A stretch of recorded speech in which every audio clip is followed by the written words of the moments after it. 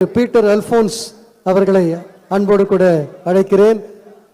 தந்தை பேராயர் மீது அதிக அன்பும் பாசம் வைத்திருக்கிறவர், நம்மை அதிகமாக நேசிக்கிறவர்.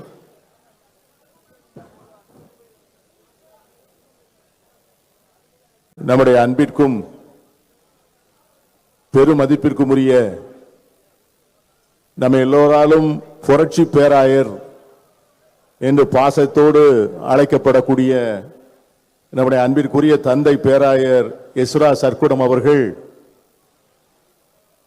ஒரு நீண்ட நெடிய நிறைவான வாழ்வை வாழ்ந்து இறைவனுக்கும் ஏழை எளிய மக்களுக்கும் மிகப்பெரிய தொண்டாற்றி வாழ்கின்ற பொழுதே ஒரு சரித்திர நாயகனாக வாழ்ந்து பேரும் புகழும் பெற்று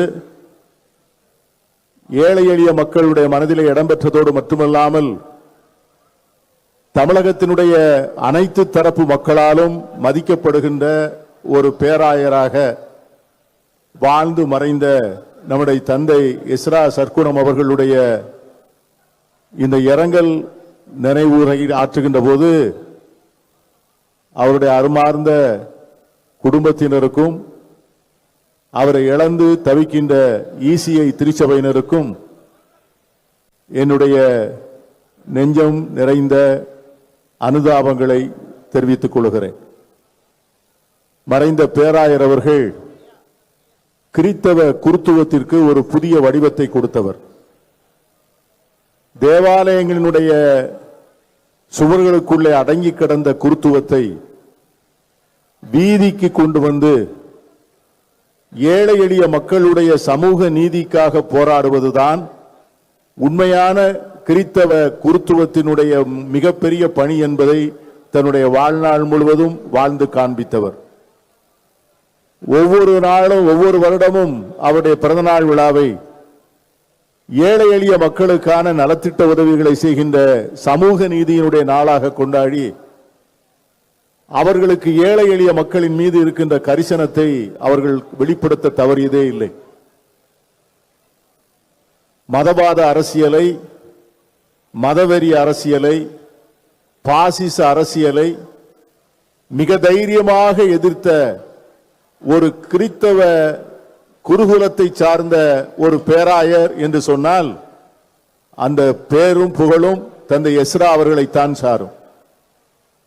கிறித்தவ குருகுலத்தை சேர்ந்த ஒரு பேராயர் தெருவுக்கு வந்து போராட்ட களத்திலே தலைமையேற்று அரசியல் பணிகளிலே முன்னிலைப்படுத்தி அரசியல் தலைவர்களுக்கு அறிவுரை சொல்லுகின்ற அளவிற்கு, தோழமையோடு பழகின்ற அளவுக்கு தன்னுடைய வாழ்க்கையை அவர்கள் அமைத்துக் கொண்டது அவர்களே ஒவ்வொரு நாளும் அதற்கான அந்த நிலையை அடைவதற்காக உழைத்தது. வட இந்திய மாநிலங்களிலே மிகப்பெரிய மத வெறுப்பு அரசியல் நடந்த போது அந்த மாநிலங்களுக்கெல்லாம் மிக தைரியமாக சென்று அங்கெல்லாம் திருச்சபைகளை ஏற்படுத்தி தேவாலயங்களை கட்டி அந்த பகுதி மக்கள் மத்தியிலே உறவாடி அவர்களுக்கு சமூக நீதியின்பாலுடைய உணர்வையும் உண்மையான அன்பினுடைய வெளிச்சத்தையும் கொண்டு வந்த பெருமை நம்முடைய பேராயர் எஸ்ரா அவர்களுக்கு உண்டு.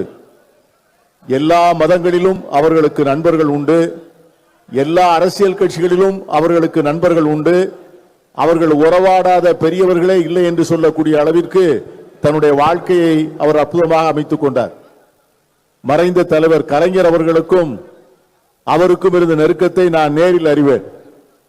அவரை பார்க்கின்ற போதெல்லாம் மறைந்த தலைவர் கலைஞர் அவர்கள் எப்படி நட்போல் சிறந்து போவார்கள் என்பதை நான் அறிவேன்.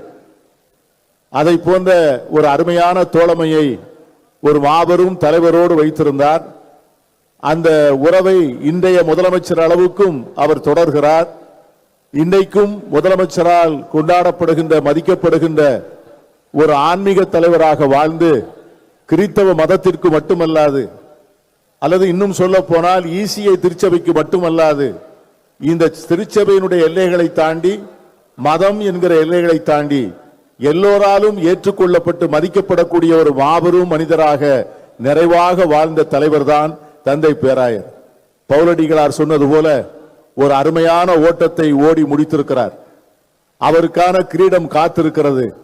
ஆகவே என்னுடைய வாழ்க்கையை எப்படி பவுலடிகார் நிறைவாக தன்னுடைய வாழ்க்கையை முடித்துக் கொண்டாரோ அதை போல இவரும் தைரியமாக சொல்ல முடியும், ஒரு நிறைவான ஓட்டத்தை ஓடினேன், எனக்காக கிரீடம் காத்திருக்கிறது, அதற்கான மறு உபசரிப்பு எனக்கு விண்ணகத்திலே காத்திருக்கிறது என்று நம்பிக்கையோடு சொல்லக்கூடிய அளவிற்கு ஒரு அருமையான குருத்துவ வாழ்வை வாழ்ந்தவர். அவருடைய ஆன்மா இறைவனில் சமாதானம் அடைய வேண்டி ஈசிய திருச்சபைக்கும் பேராயருடைய குடும்பத்தாருக்கும் என்னுடைய ஆழ்ந்த அனுதாபத்தை தெரிவித்து விடைபெறுகிறேன். நன்றி, வணக்கம்.